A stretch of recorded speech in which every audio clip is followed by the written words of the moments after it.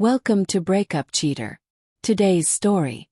One man learned the hard way that no boyfriends allowed really meant no accountability expected. My name's Marcus Reed. I was in a 2-year relationship with a woman named Valerie. We lived together mostly. She still kept her apartment, insisting on maintaining her independence. At the time I respected that. Thought it was healthy. In hindsight, maybe that should have been my first red flag. It started on a Sunday afternoon.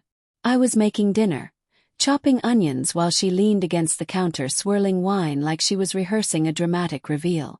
"So," she said, drawing it out, "the girls and I are going to Vegas next weekend. Just us. No boyfriends allowed." Pause. Not because I didn't trust her immediately, but because of how she said it. No boyfriends allowed. Why even say it like that? I wiped my hands on a towel and asked casually, "Vegas? Who's all going?" "Me, Amanda, Tasha, and Brielle," she answered. Her usual circle. Women who still acted like they were 22 even though most were pushing 35. Brielle had just gone through a bad breakup, so I figured this was a getaway for her. Reset. I set the knife down. "No boyfriends allowed," I repeated. Didn't sit right. Valerie gave me that tired half-smile. "Don't start." "I'm not starting anything," I said. "It's just a strange way to phrase it." She rolled her eyes. "It's not like that. It's just a girl's trip. Faith. Freedom. That's all." I didn't argue. Not really. We went back and forth a little. No raised voices. Just that thin tension that simmers under forced smiles. I told her the no-contact rule felt premeditated. She accused me of being insecure. But deep down I already knew. The way her eyes sparkled talking about pool parties, rooftop bars, spa days. She was already mentally there. And mentally I had already checked out. Still I said, "Okay. Want me to drop you at the airport?" I was trying to play along to give her the benefit of the doubt. Valerie laughed. "No need. It's girls only, remember." That stung. The tone, the dismissal. She leaned in, kissed my cheek and whispered, "This is why I love you. You trust me." But here's the thing. Trust wasn't the issue. The rules were. She laid them out too carefully, too firmly. Like she wasn't setting boundaries. She was setting alibis.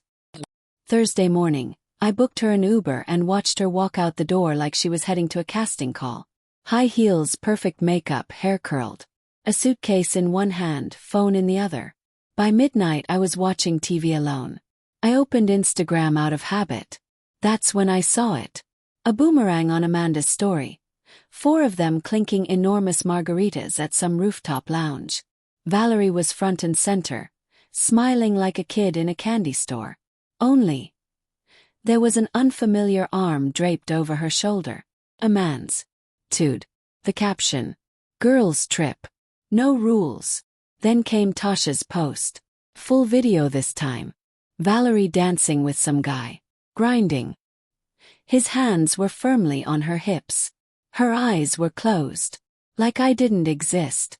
I didn't pause it. I didn't react. I just locked the phone, set it down and walked into the kitchen. Then, without saying a word, I picked up my phone again and changed my relationship status. No caption. No drama. Not for revenge, for clarity. By Friday morning, more posts rolled in. Valerie in a bikini, lounging on some guy's lap. The caption from Brielle. "Sin City looks real good on you, Val." I needed air. I went to a small cafe down on 3rd. No screens, no memories. Just space. That's when I heard a familiar voice. "Marcus." It was Eliza. We used to work in the same hospital. She was an ER nurse. I handled system support. We hadn't seen each other in years. We sat down for coffee. Caught up. She still hated night shifts, still wore that calm, no-nonsense smile. We ended up getting dinner that evening. Nothing romantic, just real conversation. Comforting. That night I posted a single Instagram story. A dinner plate. Wine glass. No tags, no faces. Valerie saw it. And the messages started. "Who are you with?" I didn't reply. "Don't ignore me." It was just a trip. Still nothing. She wanted space. I was giving her space. She wanted no contact. I was honoring that. Saturday afternoon, Eliza and I met again. Casual, grounded. She wore jeans and sneakers. No filters, no angles. She mentioned how I didn't feel like someone who just got out of a relationship. Smiled. I wasn't planning to be. That night I posted another story. 2 coffees. Her hand reaching for a sugar packet. The caption. Saturday reset. That one hit a nerve. Valerie called. Then texted. Who is she? You're seriously doing this while I'm gone? Answer me. I didn't. Sunday morning I was cooking when Rachel, one of Valerie's girls, texted. What did you do to Valerie? She's freaking out trying to change her flight. Then Brielle chimed in. Seriously, Marcus, it was just a fun weekend. You didn't have to be petty. I blocked them both. That afternoon Valerie's Instagram went dark. Her profile picture vanished. No status. No post. Then a new story went up. A selfie in the back of an Uber. Sunglasses on. Red eyes. Captioned. People show their true colors when you least expect it. The comments came fast. Girl, what happened? You good. Vegas too wild. By 7:40 p.m. she was at my door. I saw her on the doorbell cam. Sweatshirt, suitcase, messy bun. She looked drained. She rang, then knocked. Marcus opened the door. I know you're home. I tapped the ring speaker. Your stuff's already at your place. I had it delivered. She looked confused. What? I live here. No. You stayed here. You kept your own place. Remember. He snapped. You're overreacting. Kept my voice level. You said no boyfriends allowed. I'm respecting that. You'll regret this. I muted the doorbell and went back to work. Monday morning, Valerie uploaded a dramatic, tearful video. I didn't expect him to be so cold. I was just trying to have fun. Every girl deserves a break sometimes. Cue the piano music. Sad filter. The comments weren't on her side. Didn't you say no rules? Girl, weren't you dancing with some dude in a gold chain? The internet turned on her fast.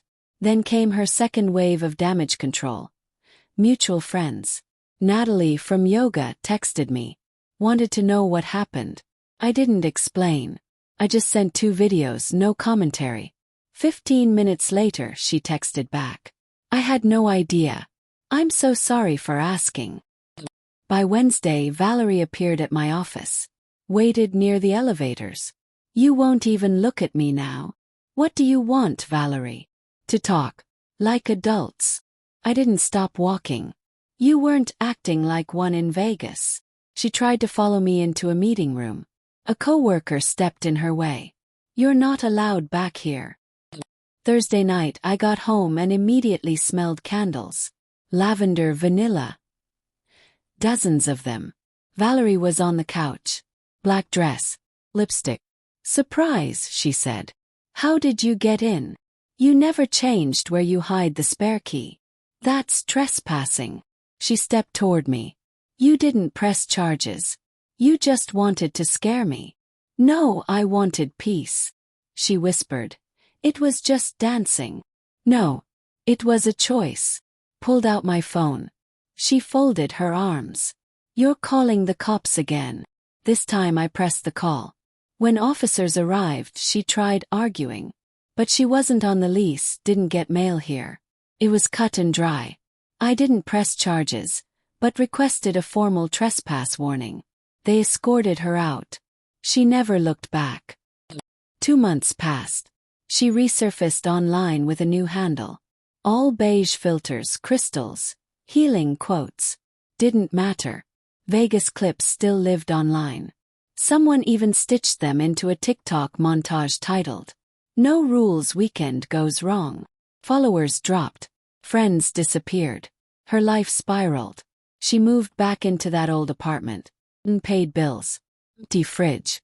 Last I heard, she was dating some guy named Tyler. Real possessive. Location tracking. No girls' nights. No trips. Exactly the kind of control she once claimed to hate. Karma.